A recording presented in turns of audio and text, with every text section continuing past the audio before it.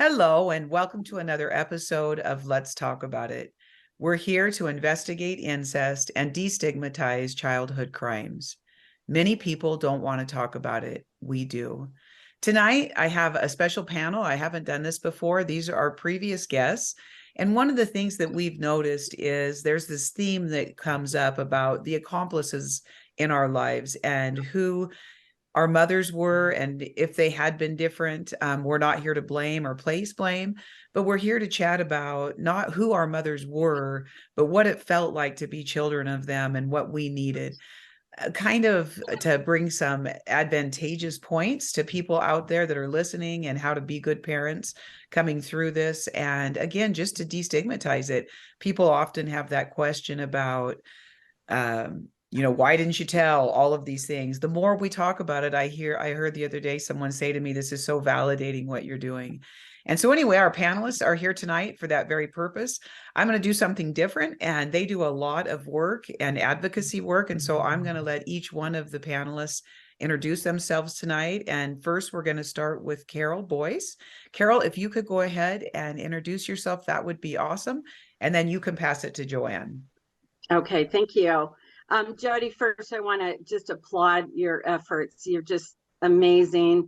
And I hope all your listeners listen to the previous recordings you've made and podcasts, because it's just so important to have this voice out there. And Jodie is just amazing in being able to do this. I am a survivor. First, I had no memory of what was wrong. I had tremendous post-traumatic stress from something that I had no idea what had happened. And I got memories when I was about 36, when my daughter was the age when this was happening to me, which was about 3 or 4.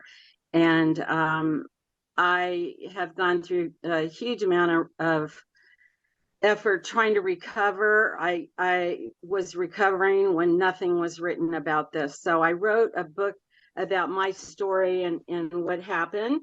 And I call it First, I Believe You.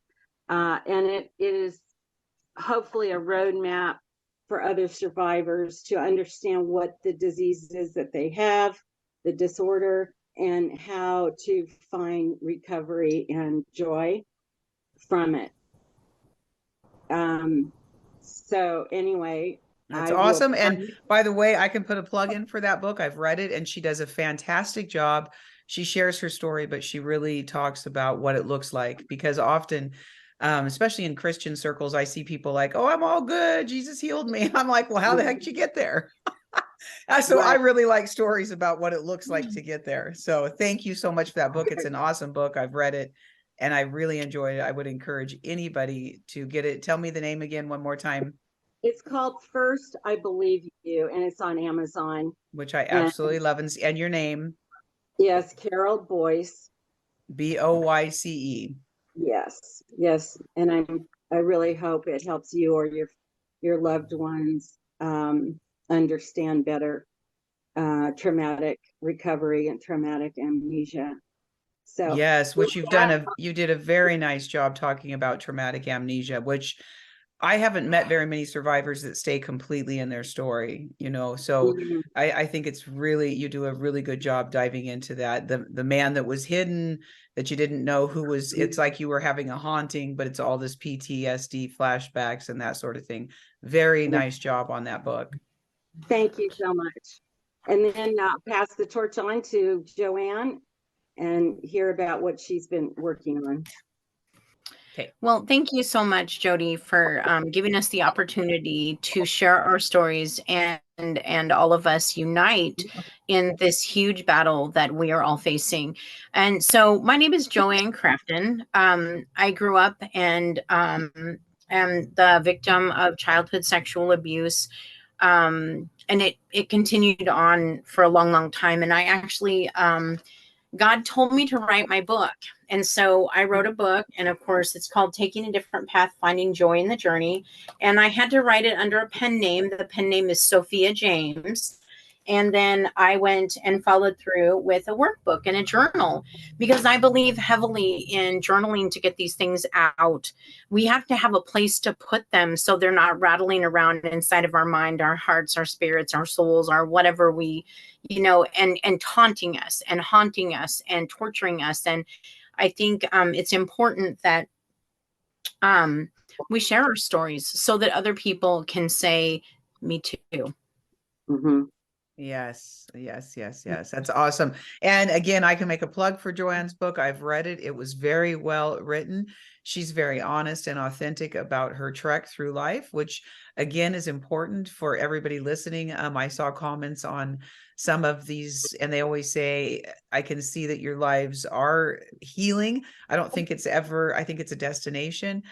I mean, it's not a destination, it's a journey, right? And so anyway, she also does a very good job of taking you through the years of all of that. And by the way, we're all still healing. I want to put that in there because, it's it's just part of life. And coming together has been really cool, coming together as sisters and just that thing. So we're here tonight to talk about our moms. When we all came together and began to do this, it was very clear that mothers in these households played a role, even if it was a silent role. It was a role that was so loud that it changed the very destiny of our lives. And so we wanted to come together and just really talk about what that felt like.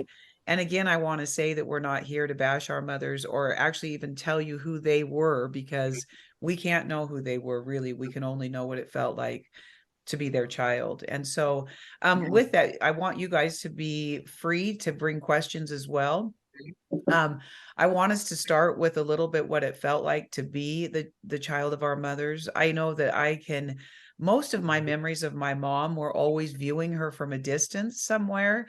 We were kind of disconnected. My mother was also an abuser in the house. And so she was not only just turned the other way, she actually entered the rooms, not all the time, very seldom, but she still did. And when that happens, you have nobody left, right? And so when your mother turns this blind eye to what's happening to you, whether she's in that room or not, it's suffocating. So if you guys could talk a little bit about that suffocation. I know you guys both know what that feels like, because if we had protection, we wouldn't be sitting together tonight, right?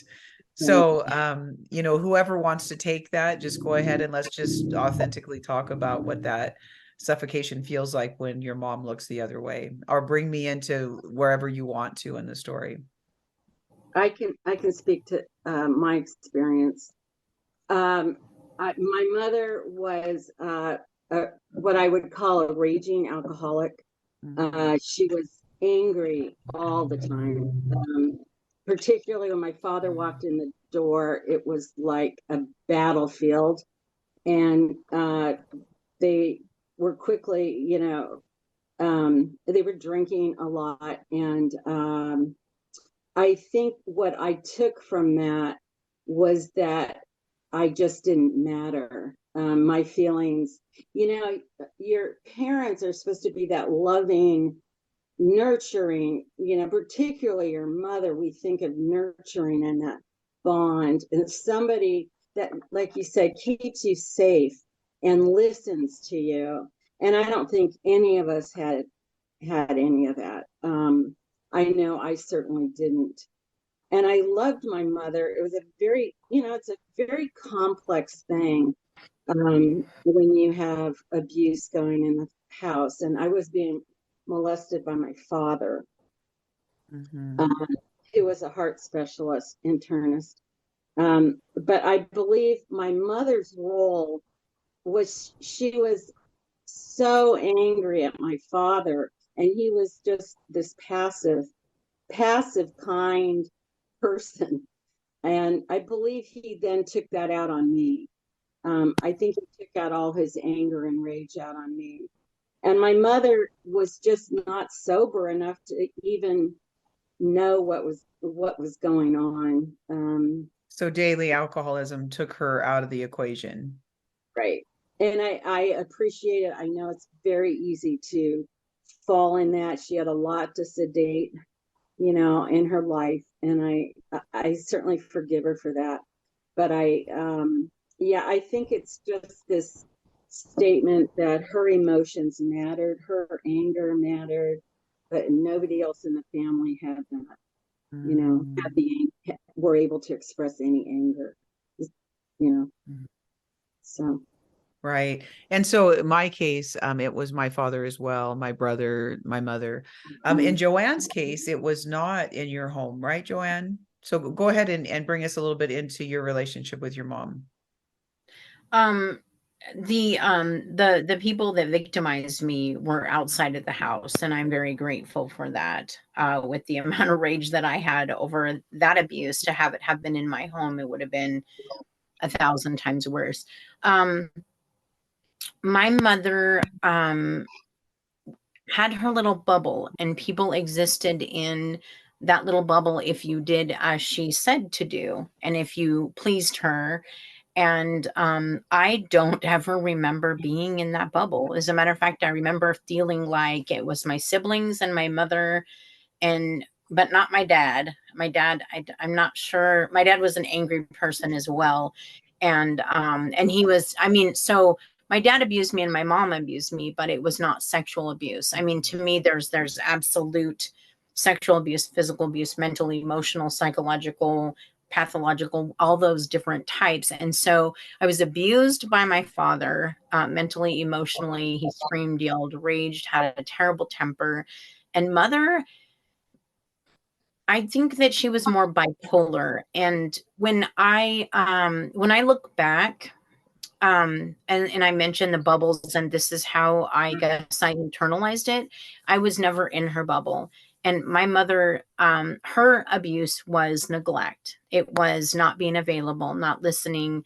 And I think that I was clearly um, acting out, and that should have brought notification to her that I was in distress, and it never did. And, looking back, realizing that my mother and my grandmother both have manic or bipolar depression. And so I don't know that they were able to care for anyone else. And, as you, Carol, have mentioned, that I've forgiven my mother, because I realized that, even us, we've done the best that we could for where we were. It doesn't negate or excuse what happened, but for our own sanity, you could say that we just need to let that go. And, again, nothing negates it or changes what happened to us. We were abused, we were neglected, we were abandoned. And it's funny, but well, no, it's not funny. It's really sad. But anyway, I never had physical touch from my parents. Yeah. And I have a lady in church, huh? No, I think that's a very interesting observation. I had very little. Yeah. And so I struggle with people because of the bubble analogy. I struggle with people being in my bubble. I'm not used to physical emotion, hugs, affection. I'm not used to that. And I have really struggled with that. And I have a lady at church who is I don't know, she just seeking me out, and I think God's using her. But I am able to, okay, you guys know Pepe Le Pew? Yeah, of course. Right? Okay, when people hug me, I look and feel on the inside like Pepe Le Pew. I'm like, get me out of here. I am, right. It's not my favorite thing either. It's so hard. And so, but Chris, my friend, seeks me out all the time, and she just rests in my hugs, and I am able to rest in her hugs.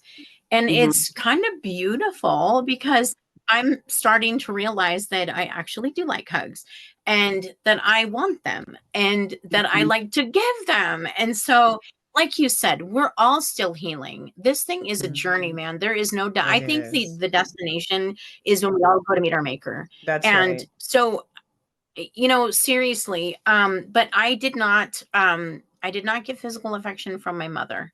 And my father was very reluctant to give it as well.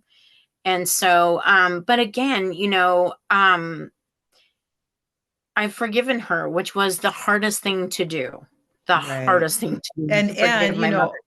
just for the people listening, before we started this panel discussion, I chose the ladies who are on here because I know that we've all really walked in forgiveness towards our mother. It does no good to hold on to it, and none of us are of that belief that we want to hold on to these things. But we are here to dissect it because, number one, it validates people listening who may not understand what that feels like. And one of the things I want to talk Absolutely. about is I remember the subtle messages that my mom gave me without a word, that she would say to me very clearly, I don't come to me with your pain. Can you guys talk about that at all? My mom would she never said to me, don't come with my pain, but through her ignoring, I heard somebody say ignoring in this conversation. And what there was a lot of, I was like a ghost to her. And if I Yeah. did get her attention, she didn't like giving me that attention. So I was a ghost. And so, the implied thing through that is don't talk, don't speak, don't see, just go Mhm. away. Does that make sense to you guys? Yeah, Absolutely. absolutely. Yeah. And I think we have to look at their role in the system of the family. These are complex systems in any Mhm. family. And like you talk of mental health issues, my mother had your mother, all of them did. They were not capable of taking care of anybody. They couldn't take care of their own mental health. And Right. Very true. you know, and I think that's what allows the abuse too, for father or outside of the family, because they're not in tune with their children. And the children get a very clear message, as I did: don't ever bring up what's bothering me. I don't think it ever even crossed my mind that an adult would Right. come to help me. Yeah. Did you have See, that, Jody? yeah, and and Joanne, I want you to talk about this next too, but what you just said is it does not cross our mind. And I'm not Mine. saying this for the person listening, and I'm saying it for the person who lived the abuse. It did not cross our minds. And I think Yeah. that that's something, talk about destigmatizing. It is so true, because the reason that we talk about these things is our home environment did not cultivate us to go to anybody with any problems. If there was a problem in our culture, in the families that we came from, we were the problem. So you weren't going to talk to anybody because you were the problem, I right, was the Joanne? problem. Right. So I was Joanne, the problem. talk about that a little bit. Well, I had a different situation. Of course, my offenders, being male and outside of the family, told me that if I told, they were going to kill my family members, or that's what one said. The other one said that I'm an adult. The other adults will believe me, not you. Mm-hmm. So who Which could I could have talk been to? true. Yeah. Who Right. could I talk to? Well, see, They're the other adults. right. The other thing is, though, is if you had a mother that cultivated communication, cultivated protection with you, cultivated Mhm. this environment that said, Joanne, I care and I'm listening, you would have told. I actually know people that's happened and the child has come and talked. But it's Mhm. also a different culture. It's a culture that says children matter. It's a Yeah. culture that says, come talk to me. I mean, right, Joanne? Because when Yes. did you go to your mom and talk to her? Because see, that wasn't cultivated. You really protected yourself in your life, Yeah. I think. Well, I reported. So the two people that molested me were family friends. The person I reported was a family member, and I went at the age of 11 to my mom and told her what this person was doing. I didn't mention that it was me, because my main goal at that time, being the oldest child of that lineage, so I'm the Mhm. oldest of the grandchildren, and I was protecting the younger grandchildren from Mm. and so my mom literally put me in the car, took me to my grandmother's Mhm. house, told grandma what I said. Grandma said it's being handled. And then mom took me home. Well, a year later, my cousin is telling me that they're going to commit suicide. And I'm like, this can't be. I did everything I could. And Oh, so in the wow. back of my mind, I went back to our early school days where it said, you can go to the police. And I marched my happy butt all the way from my house down to the I chemist love that station. story. That's so Huh? awesome. I love that I'm serious. story. I fell twice on the way down there. My cousin and my aunt, well, another cousin and aunt went with me, and they're like, "Are you sure you want to do this?" And I'm like, "I have to do this. I have to save them because nobody saved me." And I was the only one that would do it because I obviously told my mom and told my grandma they were protecting him. I think that they weren't protecting him to protect him. They were protecting him to protect my father, my grandfather, because had either of those ones had found out, I'm sure that, yeah, anyway, we don't need to go there. But, so Right. then I reported and we went, they took 2 police cruisers to the house where this person was, and I had to physically say, "That's him." They put him in the car behind me. They put my cousins in the cruiser with me. We went back to Camas because they were in Washougal. They separated the 3 of us, and they got all 3 of our stories, and they said our stories corroborated, and they booked him. See, now here's the I'm thing that Joey Bell. yeah, and that's amazing that you did that. Now, stories of incest are a different breed because it's not going to look like that for a person that comes from incest. Unfortunately, families of incest have a dynamic that they don't allow. And Carol, you can agree or not with this, but Mhm. as I see families of incest, there's not usually that many outside people that are very close to the Mhm. inside family unit. So you Mhm. have nobody. They make sure that everybody is taken. I mean, I just don't remember people staying the night with us. I don't remember, lots of No. activity in the house. Mhm. It's locked down like a true prison. And the only person who's got those keys is the abuser, which is usually the father. But Carol, you talk about, so for me, yeah, I wouldn't go to the police station. Like, I believe my dad had more power than they did because I was a child when he started. And so my belief system was broken, and my mother kind of instilled that by her lack of conduct. But Participation. yeah. Can Well, and That too. in my case, I had no memory of what was going on. I mean, nothing. I had Yeah, no see, and there's idea. that. Yeah, And my father was a victim of my mother. So my mother was kind of the assigned bad person in the house, or she was the cause of whatever pain I had. I just assumed it was my mother. My father was this passive person who the community revered. If we went to church, we did anything, I'd hear how wonderful he was. Um, and I didn't know anything different. So it was just crazy making. I so mean, yeah, this is interesting. Now, listening to this, I have to bring this up. I believed my father made me believe that my mother was this raging bitch, that she yeah. was the destroyer of the house. Now, if you go back to the story of Jezebel and Ahab was not the strongest in that relationship. Jezebel was, but Ahab was certainly a manipulator. I think that in these families, they're both villains, right? But we don't want to call them villains because you keep saying your dad's passive. I don't see a person who abuses a child, rapes a child at night multiple times over and over and over through the years. Would never use the word kind for a person Oh like that. no, And yet no. you did say, though, that didn't she say that, Joann, in the beginning? My father was passive and kind. Oh Oh, there, yeah. yes. The Yeah. father that I knew, he was passive. He was like a very quiet. Isn't that wild, though? I mean, when you Yeah, think it's about these, crazy. And my right, mother was raging all over, and I didn't know what was going on. I mean, I had no right. idea, except I felt very unsafe. I knew I was going to be hurt. I had no idea how. And I was just desperately trying to make sense of this crazy situation. And Exactly. yeah, yeah. No, it's true. And it is so confusing that a child's mind cannot comprehend it. And so ultimately we kind of believe what's being told to us because we don't have any other tools other than what they're telling us.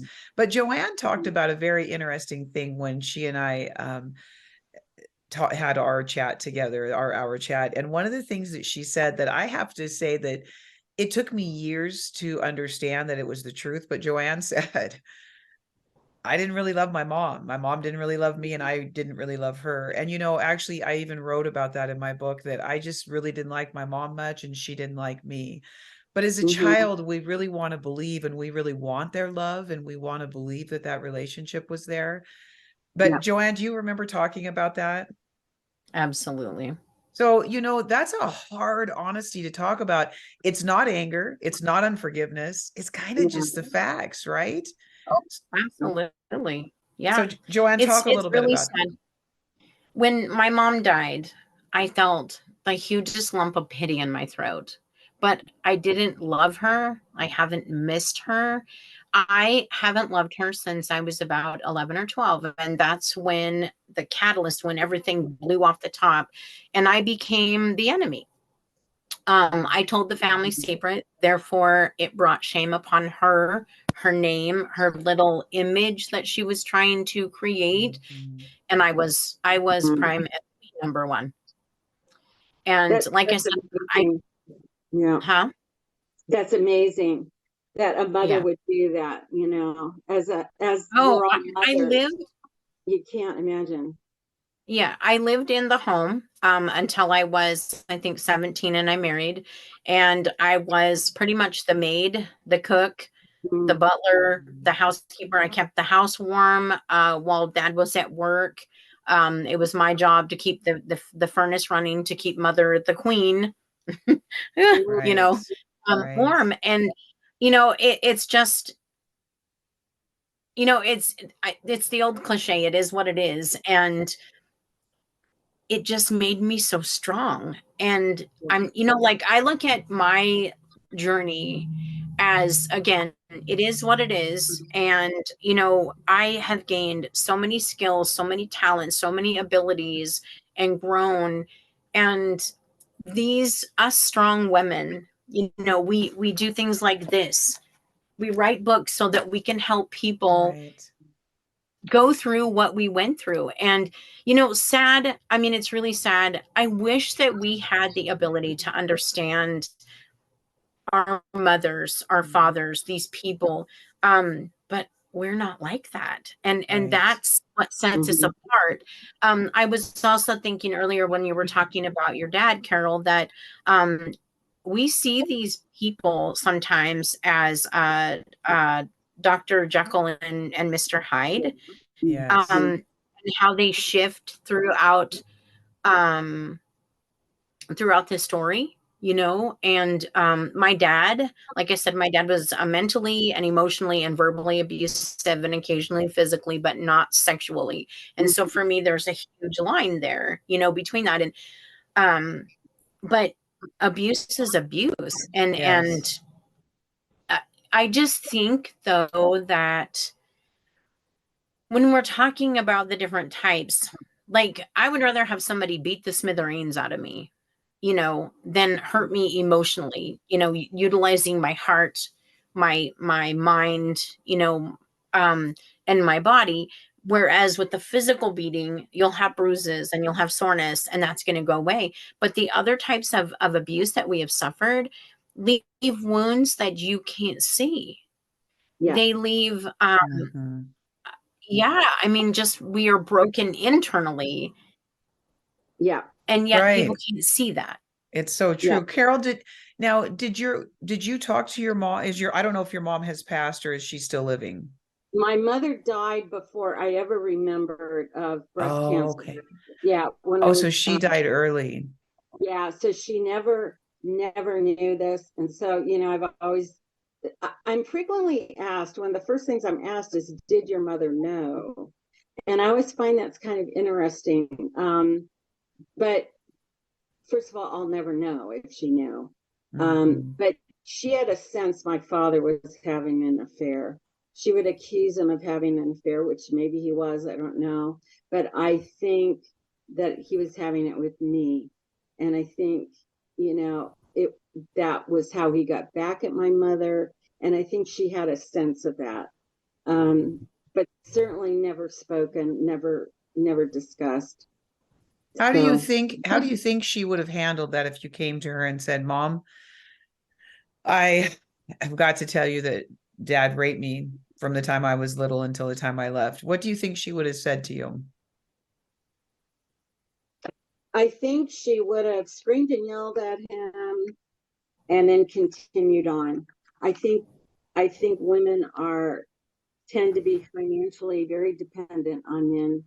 And that would have been one thing. And, that's really hard for me because you want to think your mother would stand up for you and leave him and all of that. But nobody in my family's done that. Nobody has stood up. See, and think about, right, Carol, think about what you just said. Wouldn't it, you guys? Wouldn't you agree that what we would hope we would think a mother would do is run to that child and hug them and say, I'm so sorry. Yeah. But that was not your reaction. She'd yell at my dad. And so it's again the relationship between them that matter the most. It's weird how that happens. Even Joanne, you said, well, they protected the men.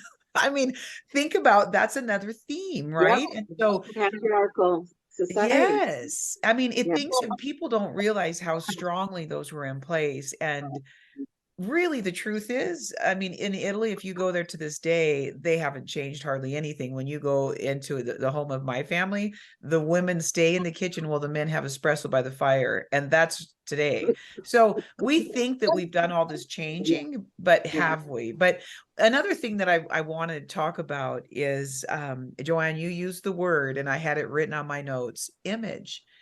They were so addicted to image that it's almost like it didn't matter what happened in the background. Don't bring it in the forefront. Does that, Carol, why don't you go ahead and start with the image of, I know your father was a physician, you had a beautiful house, like talk about the image and how much that mattered in your home. I think that was everything. I call it curb appeal, the family. I love it. Family had real curb appeal.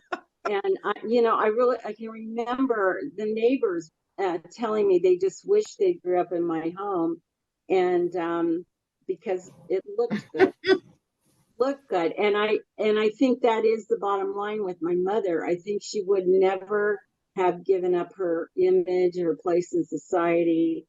I don't think she would have done it. She just, and that was more important than her important. protecting her daughter from being raped right. all the time. And I mean, when you think about that and say it, the reason why I like to say it like that is because when you really say it like that, wow. Yeah. And, we were all coming up in the 50s, 60s. Right. And, it was a very different world. And I wrote about that. My mother was, a very bright woman. I don't think she had any interest in having 4 children. The babies just kept coming, and this was not a role she wanted. And and I think a lot of these women were stuck in roles they didn't want. They were sedating. So many of these women were on Valium, and I can remember the neighbors' moms. There was not this sense of women saying what they need to say or even be able to support themselves. That was a much bigger issue than any of us really realized. And yet, though, we can add, they certainly had a voice in our homes. All of our mothers could scream and yell and control the house and be violent, right? Joanne, would you agree with that? So while they never did it out here, they certainly did it in the home. My mother was she was a rageaholic all the time. But when the phone rang, she'd say, hello, after she just screamed at the entire household. Yeah. And so they did have a voice when they chose to use it, right? Right. Behind closed doors. Behind closed doors. Right. It's interesting that both of your mothers are similar, whereas my father was the screamer. My father was the yelling, throwing massive fits. And my mother was, I don't know how to describe her. My mother would always say things like, you guys are going to put me in the mental house. You guys are going to make me go to the crazy house. You guys are going to so we were doing all these things. And then she would be like, she would be shaking her hands and shaking her head, and tears would be streaming down her face. And, so it was always, of course, our faults that she was going to go crazy, and at one point in time as an early teen in my mind, I was like, okay, well, what's keeping you, woman, because I was tired of it. I'm like, okay, so just go crazy and get out of our hair. But she, yeah. And then I wanted to go back and explain. So the earlier molestation came about because my mom had, to go and have bowling nights with my dad. So they would go out to the bowling alley and my dad played bowling. And so my mother, of course, had to be there, the reigning queen, for my dad to support my dad. And so she would hire anyone to babysit, just anyone. And I would say, oh no, not so-and-so. Oh no, not so-and-so. Mom, please don't. And, I would cry and be distressed and, oh, stop it. Just, it's going to be fine. And then when, say, one of their sisters came to watch us, I'm like, oh, thank you that so-and-so's coming, none of that got picked up on or, See, and that's something that my girl, I have 2 daughters now that each have children. And I have to tell you, they'll stop me sometimes and say, Mom, I don't do that with my kids. They're anything they're feeling is valid, and I'm going to find out why. And you know what? I have been proven wrong time and time again, because while that breaks my heart, I didn't know how to do that with them. They have done it with their children. And see those, because then the messages carry on in us. We're not important. You're not important. It's really hard to break those generational things, which is really why I want to talk about this. These are difficult subjects. And I was not the best mom. I thought I was being a good mom. I knew how to cook good. I did their hair. I read them books. But I didn't do the most important things that were to keep them safe from their father, because I was living out the very life that I'd been brought into. And those are hard things. So the reason I want to talk about these things is just like what you brought up, is then that's how I was with my kids. When their needs came up, guess what I did?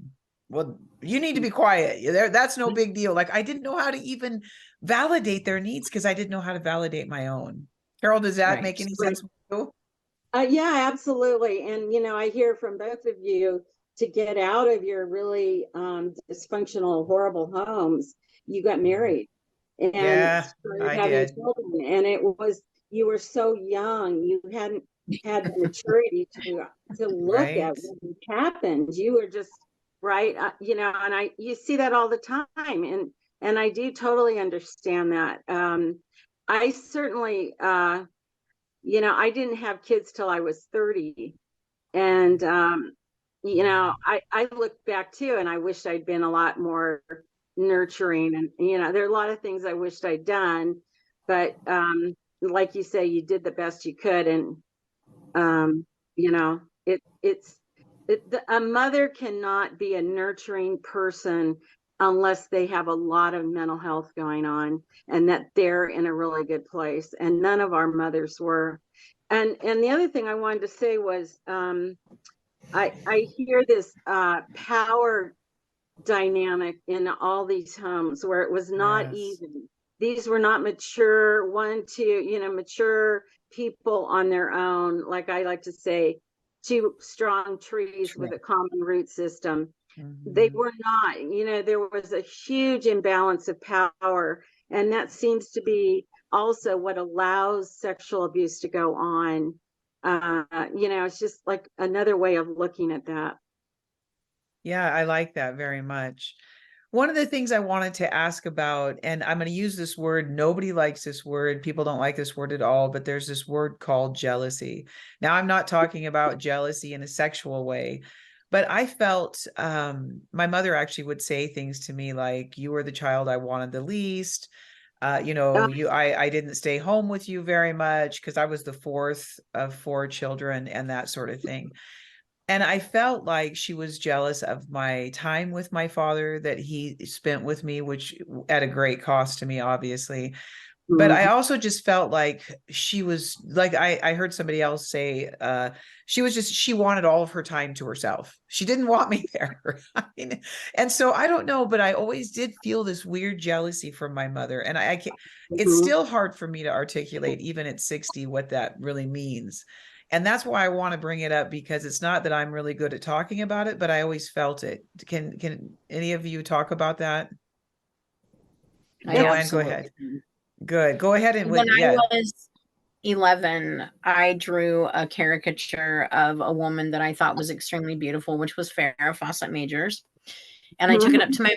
My mom was a woman because she passed away, but my mom was a woman that could pick up any craft and do it as if she'd been doing it for 25 years. She was very talented. And so I took this caricature, to my mom, and she critiqued the crap out of it. And I threw my pencils away and I threw my paper away and I never drew again. The sad thing about that is okay, now looking back, I remember that drawing as if I drew it yesterday. You all know Beavis and Butthead. Well, honestly, it looked like one of those characters. I'm not critiquing, but I was only 11. Only 11. But so I believe, and I have heard this so many times. Huh? I said you had talent. Well, I believe that so many times. Yep. I think so. I do. Many people have told me that my mom realized that I had abilities and that threatened her. And so I was like, wow, because I thought my mom was one of the most phenomenal artists, talented people.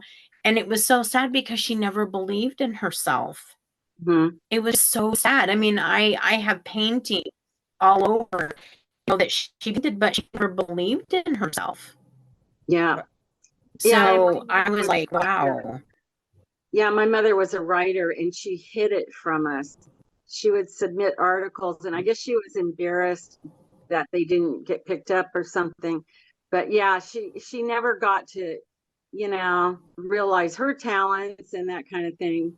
It was because they were so busy raising, all these kids. So Carol, did you feel a jealousy with your mom, Carol? That's really interesting you say that. Yeah, yeah, I think it was like this accusing him of affairs and like there was somebody else that was getting the positive emotion from him.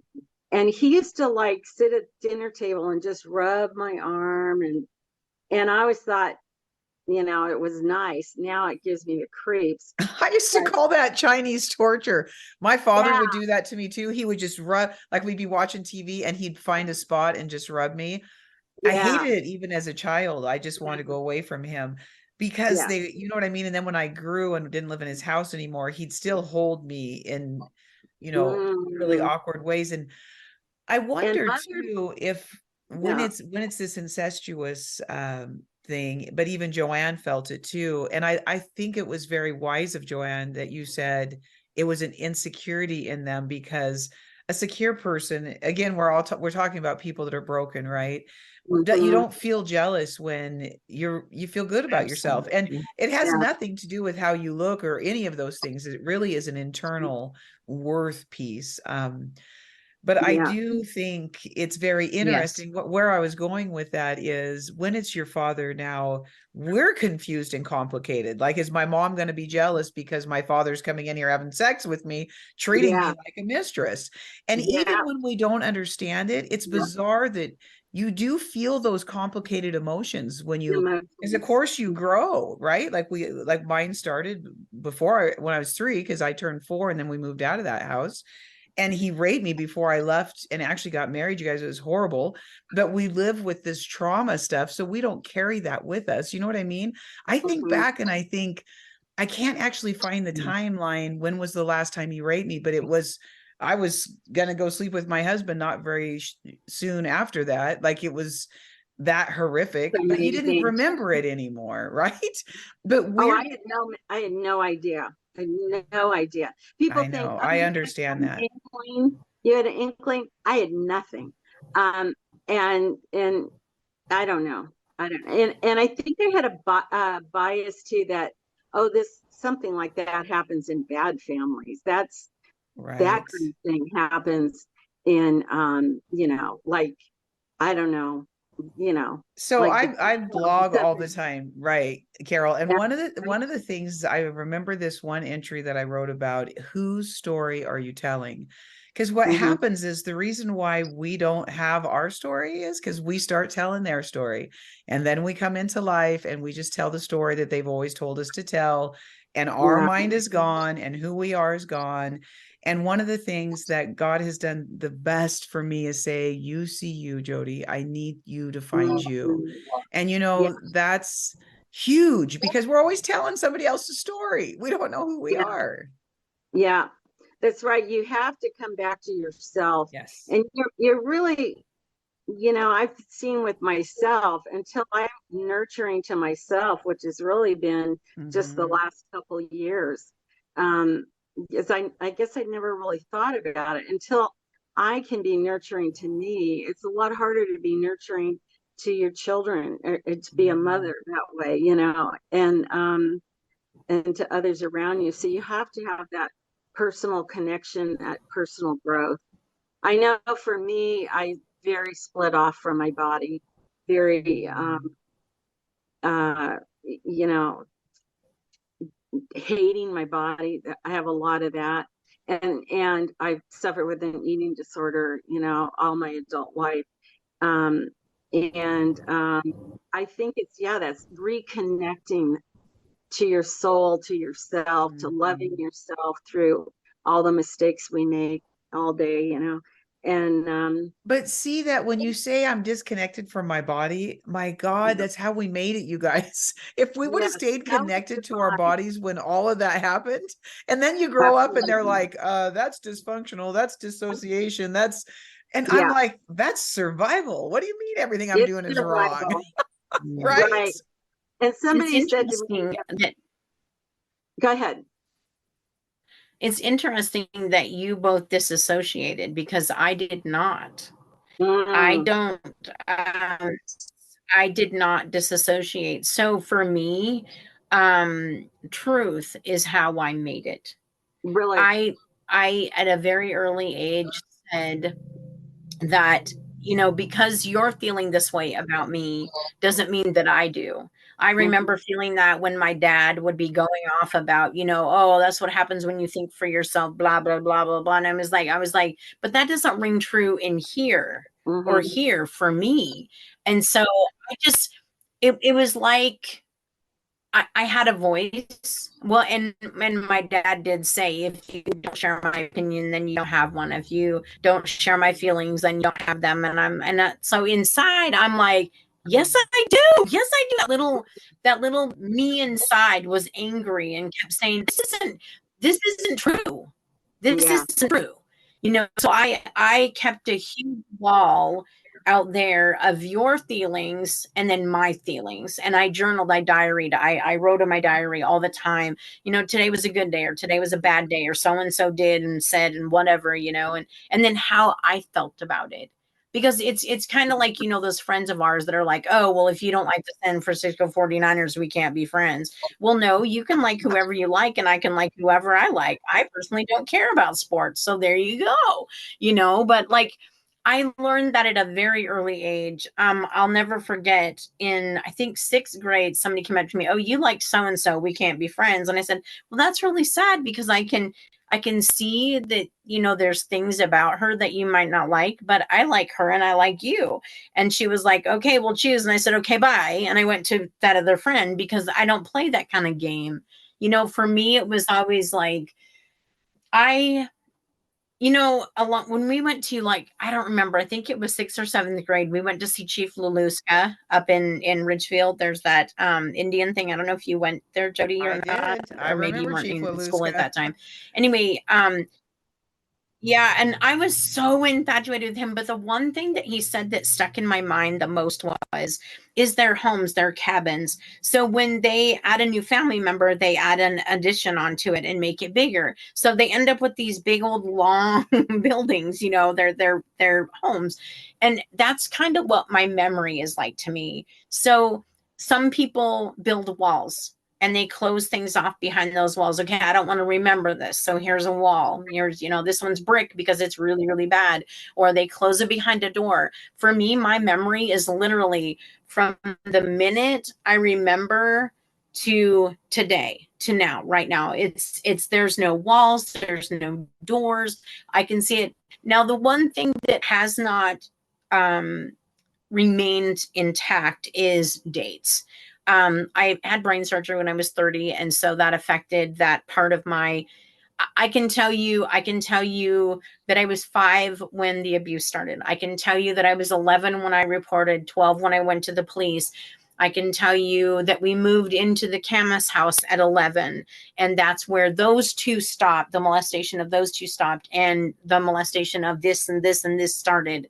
And, I can tell you those things, but it's only because of my memory of where we moved, where we lived. But I can't tell you it was July 1964. Okay. I can't tell you things like that. But, and I think sometimes people think because I can't give a date to it that my feelings aren't valid. You can say whatever you want to say. My truth stands. You don't have to like it. That's not my problem. Well, right. And I know what happened to me. Right. And I don't think we're going to remember dates. And Carol, you can certainly talk about this, but I can tell you that in a home of incest, when you have no reprieve from your oppressor, I had nothing but fear in my life. I remember one time trying to go to a friend's house. I couldn't even stay there because I was terrified of everything. And when I got married, I was terrified of everything at 17. I was terrified of everything, Joann. So for me, I didn't journal. I didn't have anything except trying to breathe and get through that day. I just existed and did what I was told next, because that was the only thing left in my being. I was damn near gone. I always said the only thing I had left was a heartbeat and a smile, because I did the look good, because that's what I was demanded to do.